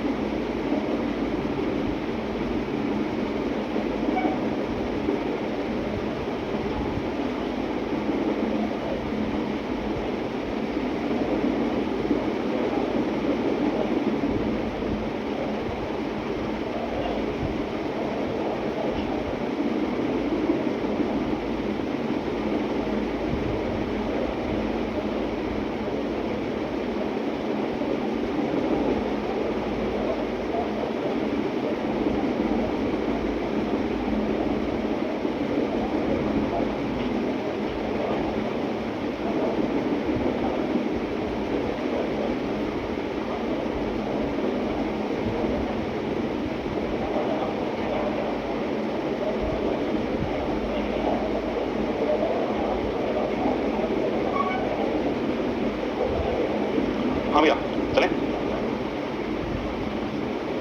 ये सवाल लगा कि नहीं आपका, किसने लगाया? देखो कि धनंजय 3 साल की अवधि के लिए लगातार एक निश्चित राशि जमा करता है, लगातार जमा करते हैं, जिसमें ब्याज दर 12% होती है। 3 साल बाद उन्हें 23,808 रुपए मिलते हैं हर साल उनके द्वारा जमा राशि। चलो इसमें थोड़ा समय लगेगा। एक्चुअली ये हमारा सवाल जो है एक ऐसा ही सक्सेसफुल भी आता है, लेकिन थोड़ा समय लगेगा, तो मैं इनका डाउट बता देता हूँ, ठीक है ना। टाइप 7, लेकिन ध्यान रखना ऐसा नहीं कल इसका EN भी सेट कर लो, कल तुम वो ऐसा लगा देना, ठीक है ना। EN भी लगाना, ध्यान रखना, इसको भूलने ना पाओ। इनका क्या बता, चलिए 3 साल का समय है, माना हर साल 100 रुपया जमा कर रहा है, तो पहले साल ब्याज 0 रहेगा, अगले साल फिर जमा कर रहा है तो ब्याज 12 हो जाएगा, अगले साल फिर ब्याज जमा कर रहा है तो ये 24 हो जाएगा, ठीक है भाई। इसने कहा कि 3 साल की अवधि के लिए लगातार एक निश्चित राशि जमा करता है, जिसमें ब्याज दर 12% है। 3 साल के बाद इतना रुपया उसे मिला, हर साल उसके द्वारा जमा राशि का पता लगाएं। हमें क्या पता वो हर साल क्या जमा कर रहा है, हमने मान लिया वो हर साल कितना जमा कर रहा है, जीरो, इसलिए पहले साल जमा करेगा तो ब्याज थोड़ी पाएगा, ब्याज तो अगले साल पाएगा ना। हम आप क्या जमा किए तुम ब्याज पाएंगे, ब्याज तो 1 साल बाद पाएंगे, फिर 1 साल बाद पाएंगे। हाँ पहले साल नहीं पाएंगे, पहले साल जमा किए ब्याज नहीं पाएंगे, अगले साल फिर जमा करेंगे तो पिछले वाले का ब्याज पाएंगे, अगले साल फिर जमा करेंगे तो इन 2 सालों का ब्याज पाएंगे। समझिए समझिए, आप गए 100 रुपये जमा किए, साल भर बीता, अगले साल जमा करने गए तो पिछले साल का ब्याज पाएंगे 12%, 12 रुपये, ठीक है ना। तो 12% हर साल बढ़ता रहेगा, तो अब 2 हो गया तो 24 हो जाएगा। तो कुल कितना जमा किए 300, ब्याज कितना मिला 36, तो आपको मिला 336 रुपया जब आप हर साल 100 जमा कर रहे थे। आपको कुल मिला 336 रुपया जब हर साल आप 100 जमा कर रहे थे। अगर आप 1 जमा कर रहे हैं तो 100/336, आप जमा कितना कर रहे हैं, आपको मिल कितना रहा 23,808, तो 23,808 जब आप जमा करेंगे तो आप देखो इतना मिलेगा तो हर साल कितना जमा करेंगे, तो पूछ रहा है। अब थोड़ा सॉल्व कर लो यार, ये कट पिट लगा लो। मेरे हिसाब से ये 336 का डायरेक्ट कट बैठा था, समय का अभाव है, कैलकुलेटर का इस्तेमाल करके बताओ कितना बार कट, नहीं नहीं थोड़ा डाउट भी है बच्चे का, थोड़ा कितना बार कट रहा है, कितनी बार कट बताओ, 3 3 6 इतनी बार में नहीं कट रहा है। 23,808, 3 साल का समय है ना, नहीं आराम से पूरा पूरा कर जाना चाहिए। 300 रुपया ये और 6 और 3 36, 336 रुपया जमा होगा जब हम प्रत्येक साल 100 जमा कर रहे हैं। हर साल उसके द्वारा राशि जमा का पता लगाएं, हर साल उसके द्वारा राशि जमा क्या है। 336 रुपया पाएंगे जब 100 जमा करेंगे, 1 रुपया पाएंगे जब कितना जमा करेंगे, और कितना रुपया पाएंगे जब हम ये राशि जमा करेंगे 12% का 0 कितना,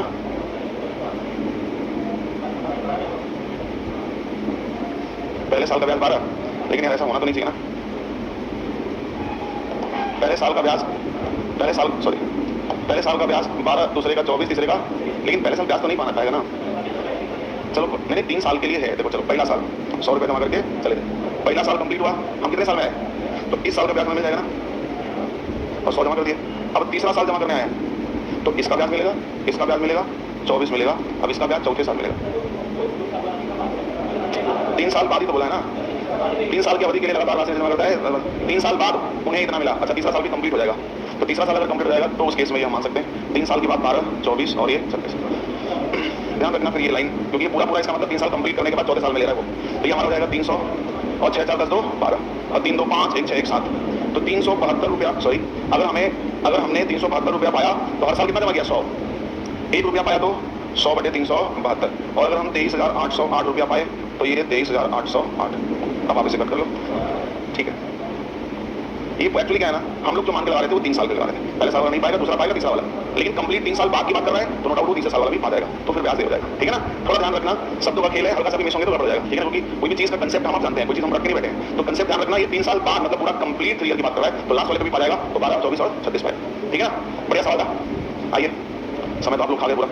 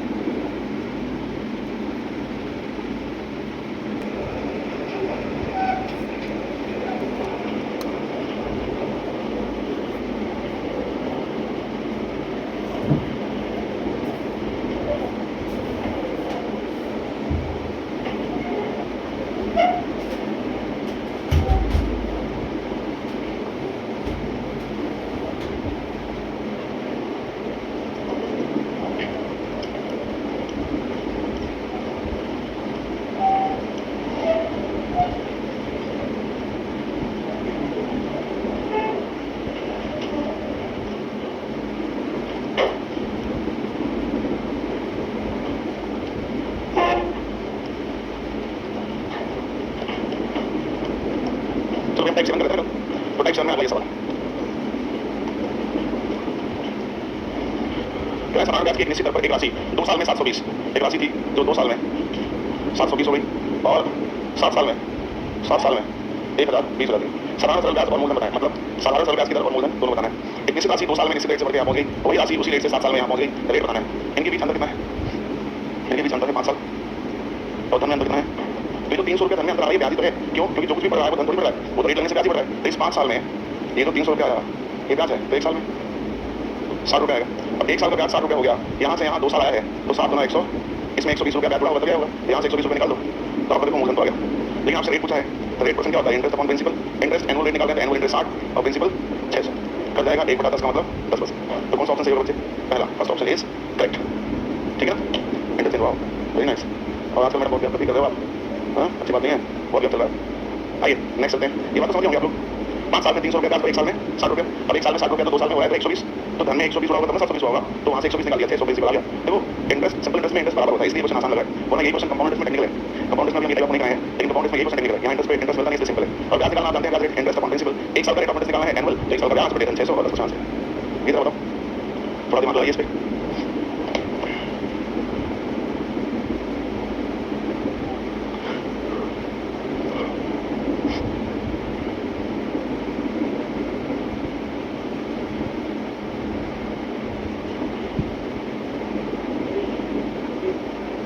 ए ऑप्शन 992।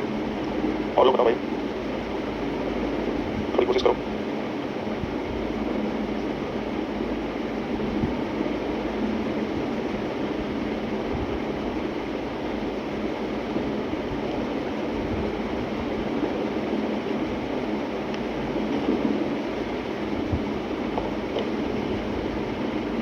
चलो 800 रुपए की धनराशि है, वो किसी निश्चित रेट से 3 साल में 720 हो गई।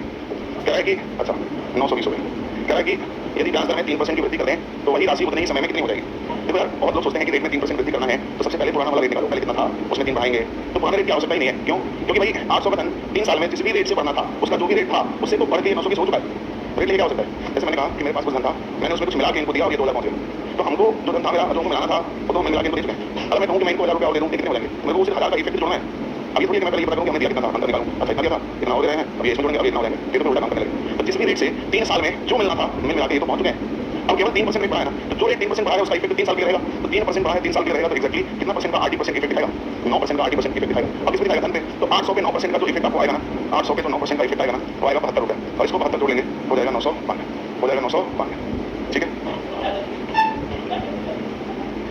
कहाँ पे 3 साल ब्याज में 3% की वृद्धि, ब्याज मतलब कौन सा भाई, इंटरेस्ट रेट में ही बोल रहा है, ठीक है ना, बाबू समझो भाई। If the interest is increase by 3%, interest rate साफ साफ लिखेगा, लेकिन ब्याज में 3% तो ब्याज दर की बात कर रहा है, ठीक है, समझ नहीं समझ। चलिए ध्यान रखना, ये भी अपना टाइप 7 ही कर रहे हैं। देखो टाइप 7 के फॉर्मेट हमने कल आपको यहाँ पे कराया था, क्या है ये क्वेश्चन थोड़ा सा ये क्वेश्चन थोड़ा सा टेक्निकल था, अच्छा था। तो ये क्वेश्चन टाइप 7 का हमने यहाँ भी किया था, और वही टाइप 7 हमने यहाँ भी किया है, जो वहाँ पूछा था उसी पैटर्न क्वेश्चन यहाँ भी है, और सेम पैटर्न क्वेश्चन आपके यहाँ भी थे टाइप 7 में, ठीक है, टाइप 7 में। अब हम कुछ क्वेश्चन करने वाले हैं, ध्यान रखना। और वो क्वेश्चन क्या है, देखो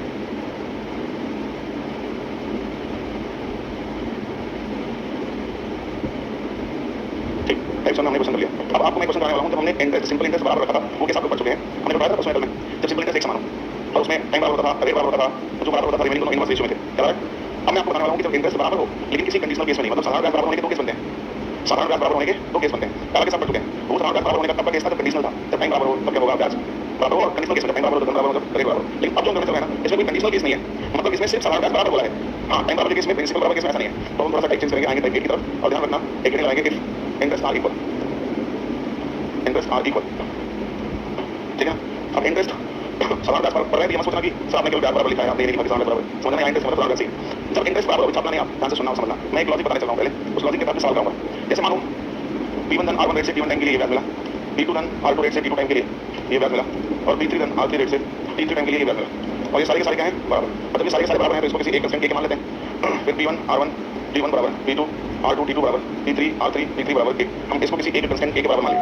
अब बारी बारी से सबको बराबर करो। जैसे P1 R1 T1 के बराबर है, तो P1 क्या हो जाएगा, K upon R1 T1, P2 क्या होगा, K अपॉन R2 T2, इसी तरह K अपॉन R3 और T3, समझ में आ रही बात। अब यहाँ से आपका जो P1 है, ये P2 है, ये P3 है, वो हो जाएगा K upon R1 T1, K upon R2 T2 और K upon R3 and T3। लेकिन ये तो सब जगह से खत्म, तो यहाँ से आ जाएगा P1 P2 P3 equal to 1 upon R1 T1, 1 upon R2 T2, 1 upon R3 T3, ठीक है। तो ये हमारा एक स्टैंडर्ड कंसेप्ट आगे बच्चे ध्यान रखना। कई बार तो ऐसा हुआ है, उससे आपसे लॉजिक ही पूछ लिया, तो क्या इंटरेस्ट बराबर के केस में जो हम पहले पढ़े थे क्या वैसा था, नहीं, वो कंडीशनल था। साधारण ब्याज बराबर तो है, लेकिन जब धन बराबर है, जब टाइम बराबर है, जब रेट बराबर है, जब टाइम बराबर था तो प्रिंसिपल उल्टा, रेट उल्टा, प्रिंसिपल का बराबर है कि नहीं, वो भी कैंसिल है। लेकिन हमने इसको टाइप कर दिया ताकि आपको पढ़ने में आसान हो। टाइप वाइज मोस्टली उस टॉपिक में सही होता है, इंटरेस्ट वगैरह कोई खास ऐसा मीनिंग नहीं होता है, क्योंकि सारे के सारे एक ही मोटिव है, इंटरेस्ट इंटरेस्ट इंटरेस्ट वही है। लेकिन फिर सेक्शन के थोड़ा कंफर्टेबल मिले, बाकी कंसेप्ट समझ आएगा तो कोई सवाल आराम से कर लेंगे। तो इंटरेस्ट बराबर के सामने ऊपर था, इंटरेस्ट बराबर के है, इसमें कोई कंडीशंस नहीं है, समझ आना कि ये वाला केस वहां कंडीशन मिल जाए तो समझना इंटरेस्ट बराबर का वो वाला केस। तो यहाँ पे वहां पार्टी, ठीक है। हम एक सवाल बोलने चल रहा हूं, आप लोग इसका जवाब देंगे, ठीक है। मेरे को कैसे भी लिख सकते हैं, पर मेरे को एक बता सब कोई पेन और पेपर देगा।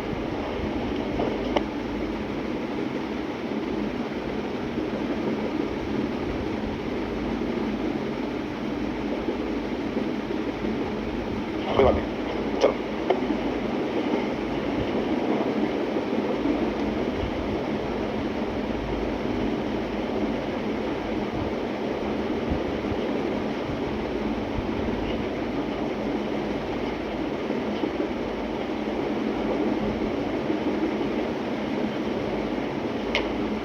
क्यों ये बोले क्वेश्चन रेडी है।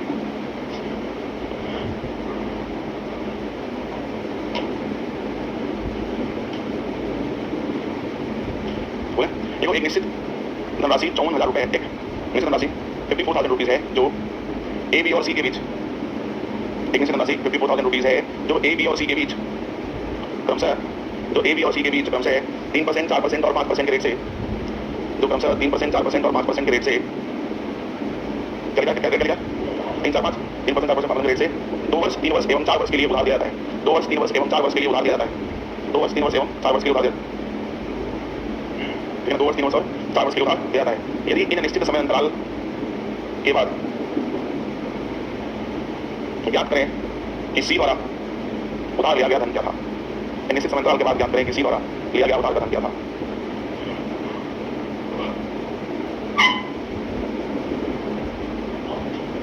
900, तुम बताओ 9,000, 54,000 था।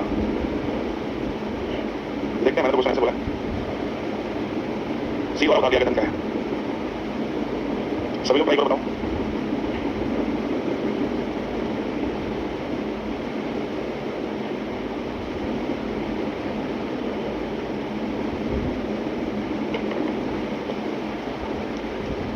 देखो क्वेश्चन भी बोला था, सोल्यूशन भी। यहाँ पे P A ratio P B B C का जो लिंक अमाउंट है उधार दिया गया धन है, उसके अनुसार यहाँ पे धन और कितना दिया गया था बच्चे, पहले के लिए 2 साल के लिए 3%, दूसरा 3 साल के लिए 4%, अगला 4 साल के लिए, ये था अपना तो सबका आरटी आरटी आरटी आरटी कर लिया भाई। इसमें साधारण ब्याज एक समान है या कोई भी केस है आपको बोलेगा, लेकिन ध्यान रखना इसमें लाइन आप सर नहीं लिख पाए। यदि यदि इन तीनों द्वारा प्राप्त साधारण ब्याज एक समान लास्ट में, यदि इन तीनों द्वारा प्राप्त साधारण ब्याज एक समान कंडीशन है ना, साधारण ब्याज एक समान है, लाइन तो होना चाहिए। हाँ, लेकिन साधारण ब्याज किसी कंडीशनल केस बराबर नहीं है, कितना बराबर हो, धन बराबर हो, प्रिंसिपल बराबर, ऐसा नहीं है। साधारण ब्याज क्या है? एक समान। ये लाइन बोलेगा, ध्यान देना। अब कब होगा कैसे करेंगे हम? तो इसका वाला आएगा 6, इसका आएगा 12, इसका आएगा 20। तो हम सॉल्व करें तो P A P B P C is equal to, तो हम चलिए या तो काट दो, 2 दिया 6, 2 छक्के और 2 का 10। तो अब ये वाला लिए तो 6 नाम है 7, अगर ये लिए तो 10 नहीं 20, अगर ये लेना है सी निकालना है तो 36 18 समझ में निकालना। उसके बाद यहाँ से निकालो amount P A P B और पी सी निकालो, काट दो 10 6 से 6 पंजे 36 18, तो 10 5 15 18 और 18 की वैल्यू क्या है? 54,000। 18 3 54 3000, तो हमने सी का ही तो पूछा था 3000, कितना आएगा 9,000, ठीक है। जिसका नंबर आएगा बिल्कुल सही है। अच्छा दूसरी चीज ध्यान रखना, इसमें इंटरेस्ट बराबर हो रहा है, लेकिन इंटरेस्ट बराबर किस केस में है? किसी भी कंडीशनल केस में नहीं है, किसी भी कंडीशनल केस में नहीं है। अच्छा ये तो हमने कर दिया अपने टाइप 1 में जो हमारा साधारण ब्याज एक समान। लेकिन पता जानते हैं कभी कभी प्रश्न आपको मिलता है जिसमें साधारण ब्याज एक समान नहीं बोलेगा, बोलेगा मिश्र धन एक समान। वेरी इंपॉर्टेंट टाइप बोलूंगा मैं इसको, क्योंकि सिंपल इंटरेस्ट में वैसे बहुत टेक्निकल चीज नहीं बनती है, लेकिन कुछ ही है 2-3 पॉइंट्स जहां पे वो आपको इंटरप्रेट कर सकता है। तो ध्यान रखना, अगर वो बोल देना मिश्र धन एक समान है तो भैया एक शानदार सा सवाल वो बोल सकता है, जैसे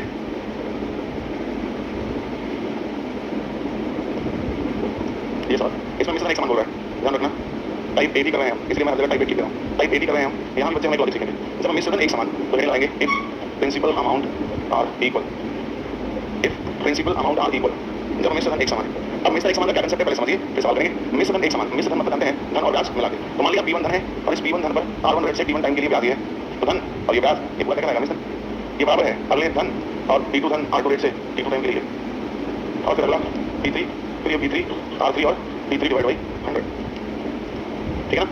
ये बराबर हम इसको भी मान लेते हैं किसी कांस्टेंट के, सब में कॉमन हो गया। अब P1 कॉमन ले लो तो 1 प्लस है ना, यहाँ पे P था और ये कॉमन हो गया, तो क्या आ गया 1। यहाँ पे प्रिंसिपल के स्थान पे तो है, इसका कॉमन का मतलब यहाँ प्रिंसिपल जो काउंट हो रहा है वो क्या काउंट हो रहा है 100%, क्योंकि यहाँ इसके स्थान पे क्या है, यहाँ प्रिंसिपल है, कॉमन ले लिया, प्रिंसिपल को बनाया 1 = 100% आना प्लस P1 गया तो R1 T1 बाई 100, इसको लिख सकते हैं R80%, बट T2 जाएगा R 100% लिख दिया। यहाँ P2 बाहर निकालो 1 प्लस RT T2 बाई 100, तो R2 T2% बराबर P3 बाहर आया 1 प्लस R3 3% बराबर।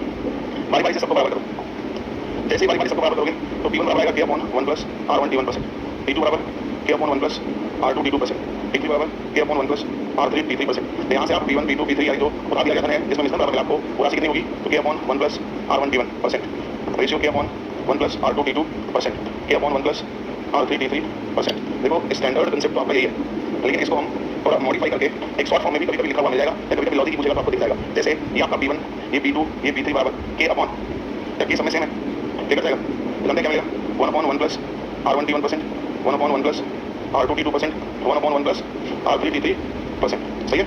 ध्यान दो इस एक का मतलब क्या है, प्रिंसिपल 100% और 80% मतलब आप समझते हैं ब्याज दर। 80% मतलब दिए गए पर दिए रेट से दिए समय कुल ब्याज दर, तो कुल ब्याज दर और ये 100% प्रिंसिपल, तो प्रिंसिपल ब्याज मिल गया, ये पूरा क्या करेगा प्रिंसिपल अमाउंट 1, ये क्या करेगा प्रिंसिपल अमाउंट 2 और ये करेगा प्रिंसिपल अमाउंट 3, समझे। यानी अगर मिश्रण बराबर हो तो लेंथ अमाउंट का वैल्यू निकालना क्या होगा, P1 P2 P3 1 principal amount principal amount principal amount मतलब धन और ब्याज, धन 1 मतलब 100% एंड 80% जोड़ दो, सिर्फ प्रिंसिपल अमाउंट आ जाएगा। ये हमारा कंसेप्ट हो गया, नोट करना चाहेंगे कंसेप्ट नोट कर लो, कोई सवाल वगैरह तो भाई आप कर लेना, कंसेप्ट नोट करना चाहे तो कर लें, बढ़िया तो समझ में भाई, क्योंकि इंपॉर्टेंट चीज है, मिस नहीं होना चाहिए। इंटरेस्ट बराबर के दो केस, अब ये मिश्र धन बराबर केस था बहुत अहम है, आपके सिंपल इंटरेस्ट में आया तो आ सकता है, मिश्र धन एक समान।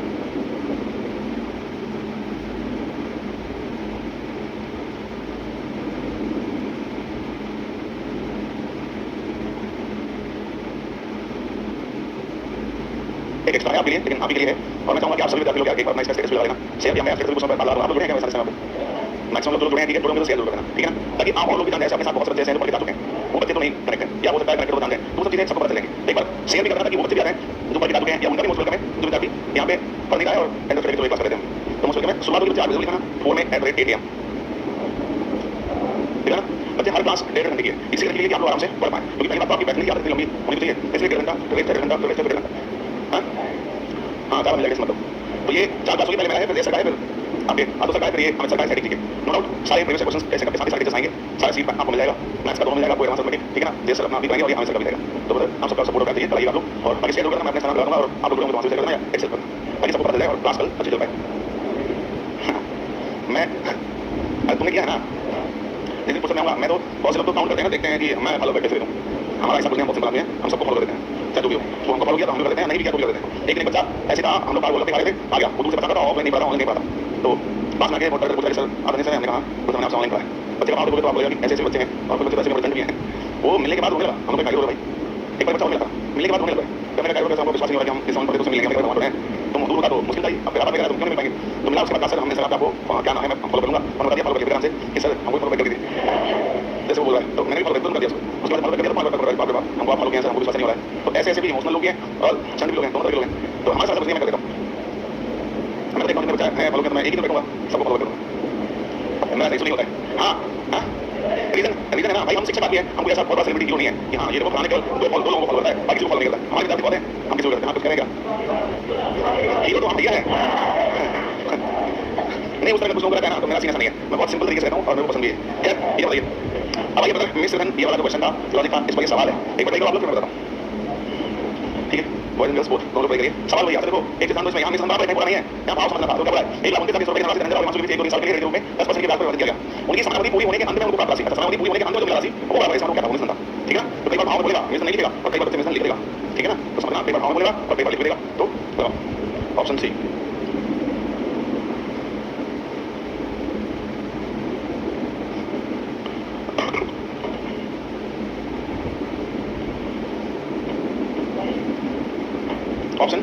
ऑप्शन सी, वेरी गुड, कितने लोग ऑप्शन सी आए, सॉरी ठीक है, जितना जिनका लोगों का ऑप्शन सी है करेक्ट आंसर।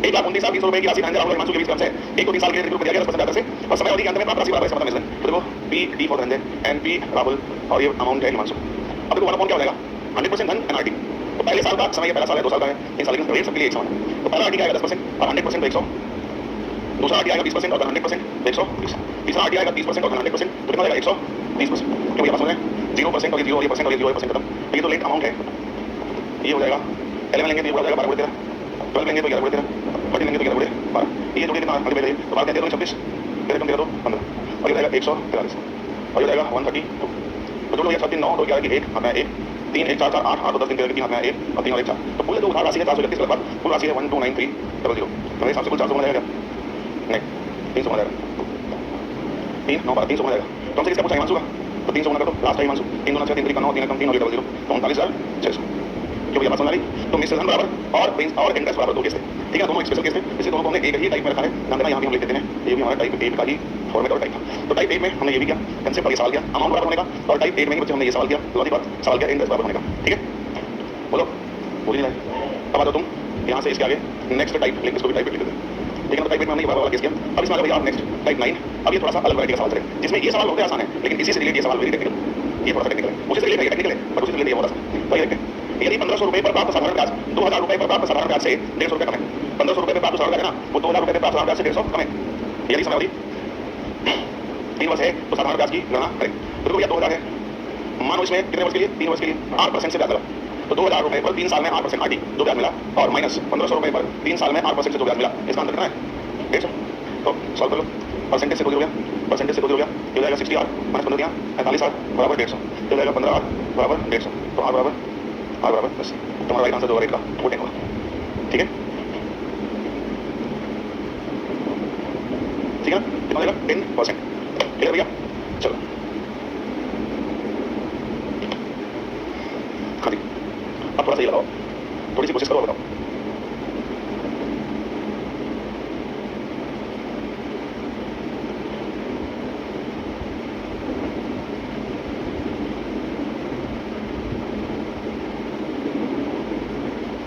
सेम ही है, बस थोड़ा सा बोलने का बदल दिया इसने, एक बार सोचिए मैं बताता हूँ, ये सारे केस आपके सिंपल इंटरेस्ट के हैं, इजी एंड मॉडरेट सवाल आपको इसमें मिले होंगे, आप प्रैक्टिस करेंगे तो भी आपको इजी एंड मॉडरेट मिलेंगे, क्योंकि इसमें बहुत ज़्यादा टेक्निकल नहीं है।